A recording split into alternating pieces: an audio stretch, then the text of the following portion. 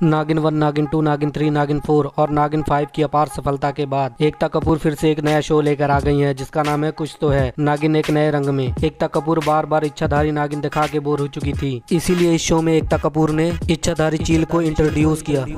एक चील और नागिन का बच्चा। I mean, सीरियसली आज तक तो टीवी सीरियल वाले नाग नागिन का खेल ही दिखाते थे, अब तो चील कौवे भी दिखा रहे हैं। इच्छाधारी नाग नागिन के बाद इच्छाधारी चील, आगे पता नहीं क्या क्या दिखाएगी ये एकता कपूर। कहानी की मेन कैरेक्टर है प्रिया, जो अपने साथ अद्भुत शक्तियां लेके पैदा हुई है और एक अनाथ आश्रम में रहती है।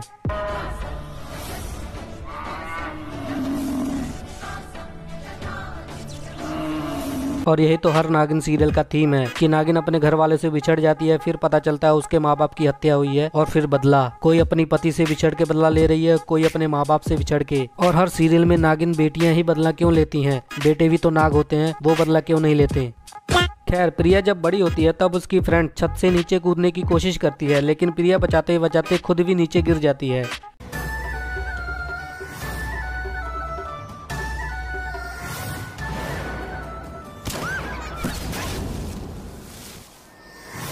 और उसकी 6th फ्लोर से नीचे गिरने वाली वीडियो कुछ लड़के ऑनलाइन अपलोड कर देते हैं। कितनी फ्लेक्सिबल है, जरूर जिम्नास्ट करती होगी। देख देख अपलोड हो गया यार, क्या धड़ाधड़ व्यूज आ रहे हैं। उस वीडियो की वजह से प्रिया की माँ उसे घर से निकाल देती है, ताकि लोगों को सच्चाई न पता चल जाए, क्योंकि उसके पास अद्भुत शक्तियाँ होती हैं।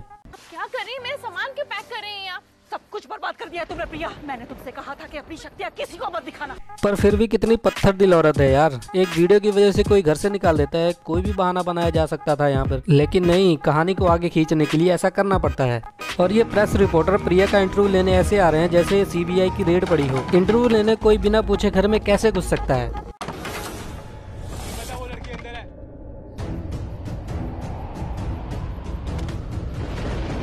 प्रिया को पता चलता है कि उसकी असली माँ मसूरी में है और वो निकल पड़ती है मसूरी, वो भी अपने साइकिल पे।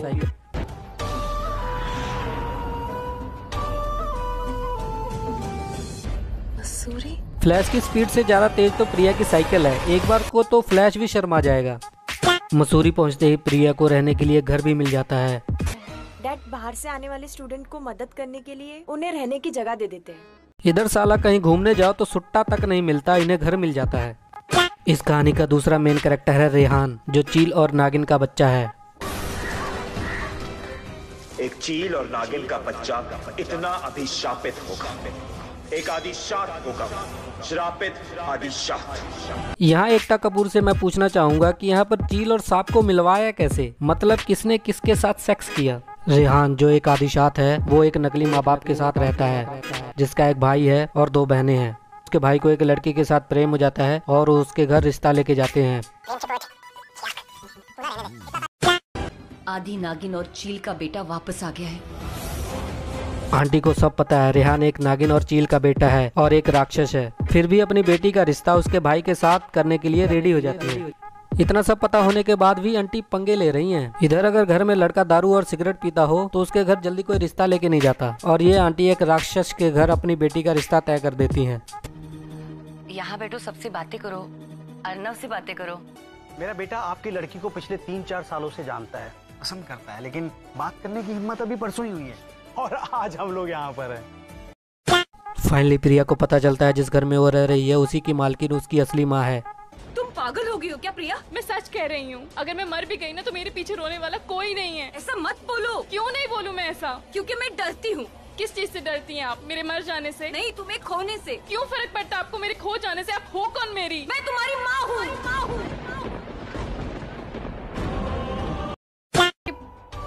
मेरे पापा कौन है? वो इस दुनिया में नहीं है, वो एक फरिश्ता था जो इस दुनिया में वापस ही नहीं आ सकता। वो एक फरिश्ता था जो आंटी के साथ संबंध बना के छोड़ गया और प्रिया पैदा हो गई। I mean, इसमें लॉजिक क्या है? और आंटी बताना क्या चाहती है, कहना क्या चाहती है, मुझे अभी तक नहीं समझ लगा। इस सीन में प्रिया को पता चल जाता है कि रेहान एक मॉन्स्टर है।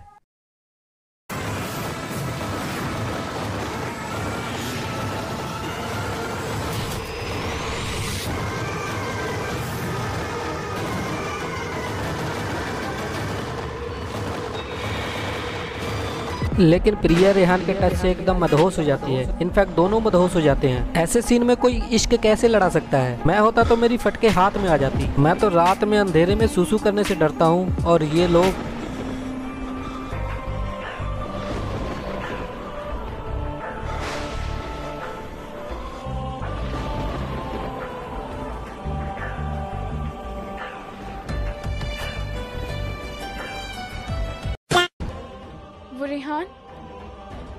वो रेहान इंसान नहीं, शैतान है।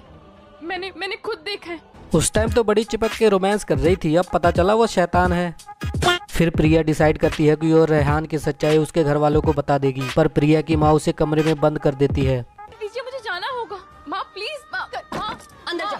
माँ प्लीज। और कसम देती है कि वो अपनी शक्तियों का इस्तेमाल नहीं करेगी। कोई भी शक्तियों का इस्तेमाल किया ना तो तुम मेरा मरा हुआ मुंह देखोगी।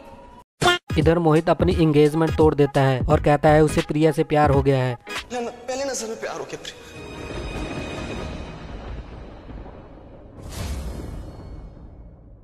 प्रिया से। पर हरामखोर, मुझे तो प्रिया से ज्यादा ये लड़की ठीक लगी। क्या लड़की है यार। रेहान जाके प्रिया से मिलता है और उसे झूठ बोलने के लिए कहता है ताकि प्रिया सबके सामने कहे कि वो रेहान से प्यार करती है, मोहित से नहीं, ताकि मोहित और रेहान की बहन शादी कर ले। मैं कैसे तुम्हारी हेल्प करूं? सबसे ये कह दो कि मैं और तुम शादी करने वाले हैं। लेकिन प्रिया कन्विंस कैसे हो गई? वो तो रेहान की सच्चाई बताने के लिए जा रही थी। कहानी में कितने टर्न एंड ट्विस्ट हैं यार। शट। लेकिन प्रिया घर वालों के सामने मुकर जाती है और वो कहती है कि वो भी मोहित को पसंद करती है। बल्कि मैं तो मोहित के लिए फील करती हूँ। रेहान को गुस्सा आता है और प्रिया को उठा के जंगल में ले जाता है और पूरे चांद में रेहान एक आदिशात बन जाता है।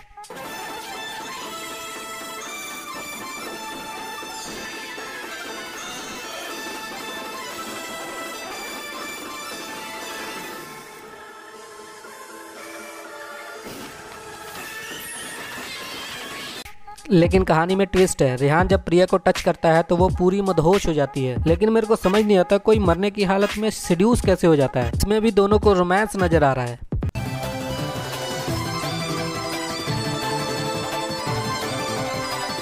लेकिन रेहान तो शैतान है। वो प्रिया को अपने वैम्पायर वाले दांतों से मार देता है।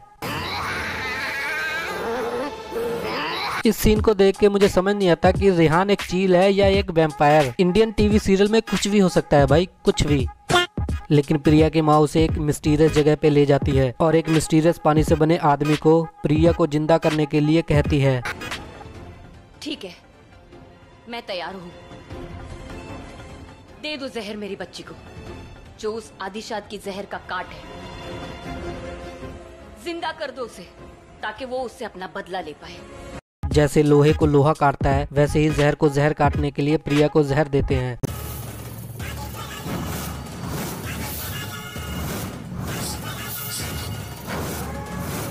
इन सभी नागिन के डसने के बाद प्रिया जिंदा हो जाती है और प्रिया को शक्तियां भी मिल जाती है।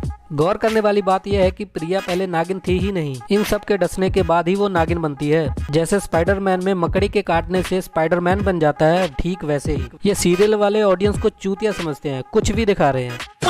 प्रिया जो कि अब नागिन बन चुकी है, वो रेहान से बदला लेने के लिए उसका पीछा करती है और अपने अलावा किसी के बारे में नहीं सोचा और मेरी जान ले ली। पहले की नागिन तो अपने पति और माँ बाप के मौत का बदला लेती थी, लेकिन ये नागिन अपने खुद की ही मौत का बदला ले रही है। कमाल है। और सीरियसली बदला रेहान की वजह से ही तो वो नागिन बनी है और उसको इतनी सारी शक्तियां मिली हैं। उसको तो रेहान का शुक्रिया अदा करना चाहिए, लेकिन नहीं, प्रिया के अंदर तो बदले की चुल मच रही है। इधर मोहित और सौम्या की शादी हो रही है। प्रिया रेहान की बहन सौम्या को कमरे में बांधकर उसकी जैसी ड्रेस पहनकर शादी के मंडप में आ जाती है और रेहान भी समझ जाता है कि वो दुल्हन उसकी बहन नहीं प्रिया है, इसलिए वो दूल्हे का ड्रेस पहन के शादी कर लेता है।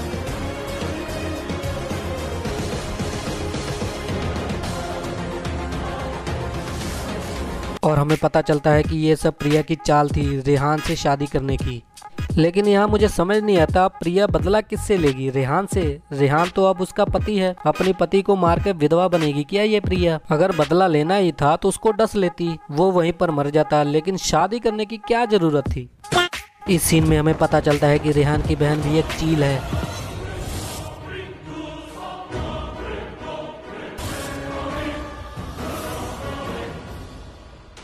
जो कि रेहान को मारकर उसकी शक्तियां लेना चाहती है। मुझे तो सिर्फ और सिर्फ शैतानी शक्तियां चाहिए और उसे मैं हर हाल में हासिल करके रहूंगी। और फिर हमें पता चलता है कि रेहान की माँ भी एक चील है, जो उसे मारकर उसकी शक्ति हासिल करना चाहती है। अगर उस रात हमने रेहान को मार दिया होता ना, जिस रात वो पूरी तरह से आदिशात बना था, तो उसकी सारी ताकत हमारी मुट्ठी में आ जाती। कितनी कंफ्यूजन है यार, एक घर में इतनी चील कौवे। सबसे बड़ी बात, रेहान को पता भी नहीं उसकी माँ और बहन भी एक चील है, एक शैतान है। ये साले टीवी सीरियल वाले हमें पागल बना रहे हैं। इस सीन में हम देखते हैं कि प्रिया की माँ को कोई मार देता है। माँ, ये सब किसने किया? कैसे हुआ ये माँ, आके खोलो। और पुलिस पूछताछ के लिए रेहान के घर जाती है। कुछ पता चला अब रागेश्वरी आंटी के साथ ऐसा किसने किया? की सारी डिटेल्स है हमारे पास। फिलहाल कुछ कानूनी कार्रवाई है। आप सब लोगों को पुलिस स्टेशन आना होगा अपना बयान लिखवाने के। लेकिन प्रिया बताती है उसकी माँ को किसने मारा। मुझे ये ब्रेसलेट रागेश्वरी आंटी के हाथों में मिला था और इसी का ही जोड़ा उस खूनी के हाथ में है और इस ब्रेसलेट का दूसरा जोड़ा सौम्या के हाथ में है।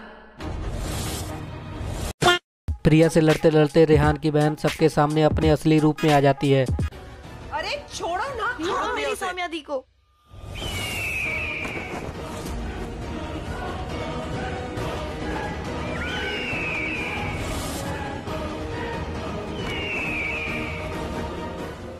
सौम्या? यहाँ सौम्या जो एक चील है, उड़ के भी तो भाग सकती थी, लेकिन दौड़ने की क्या जरूरत थी।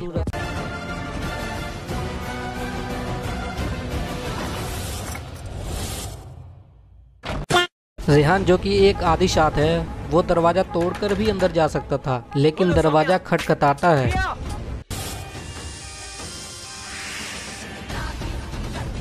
प्रिया नागिन बन के सौम्या का गला दबाती है। उसके पास भी दिमाग नहीं, वो चाहती तो उसको 10 भी सकती थी। ये सब के सब हमें पागल बना रहे हैं। उड़ने वाले दौड़ रहे हैं, ताकतवर आदमी दरवाजा खटखटा रहे हैं और नागिन गला दबा रही है। इस सीन में हम देखते हैं सौम्या गला दबाने की वजह से मर जाती है। गहरी सांस लो। सौम्या? सौम्या? लेकिन फिर हमें पता चलता है कि सौम्या को प्रिया ने नहीं, उसी की माँ ने मारा है। तो मैं मर जाऊंगी, मुझे नहीं मरना, तो तू मर जा।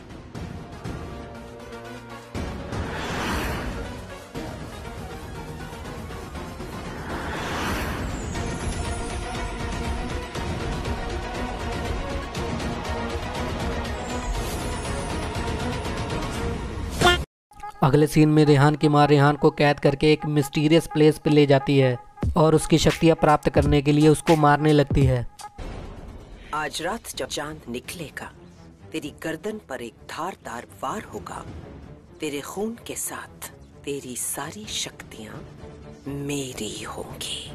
प्रिया वहाँ भी पहुँच जाती है, क्योंकि प्रिया एक अंतर्यामी है।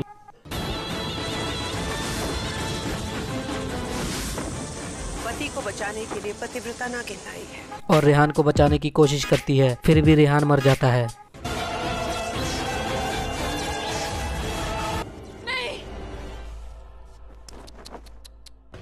आदिशात मर चुका है। प्रिया को याद आता है कि उसकी माँ ने एक कमल पावड़ी नाम का फूल बताया था, जिसकी मदद से वो किसी को भी जिंदा कर सकती है। कमल बावड़ी? माँ ने इस कमल बावड़ी के बारे में बताया था, लेकिन वो है कहाँ? लेकिन मुझे समझ नहीं आता ये सब इतनी जल्दी जल्दी क्यों हो रहा है। उसी रूम में प्रिया को वो कमल पावड़ी भी मिल जाता है।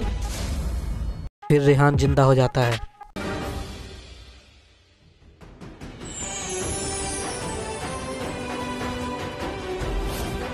रेहान? अगर रियल लाइफ में देखा जाए तो एक नाग और चील दुश्मन होते हैं। चील तो नागों को खाता है, लेकिन टीवी सीरियल में एक दूसरे के साथ मिलकर लेडी शैतान चील को मार देते हैं।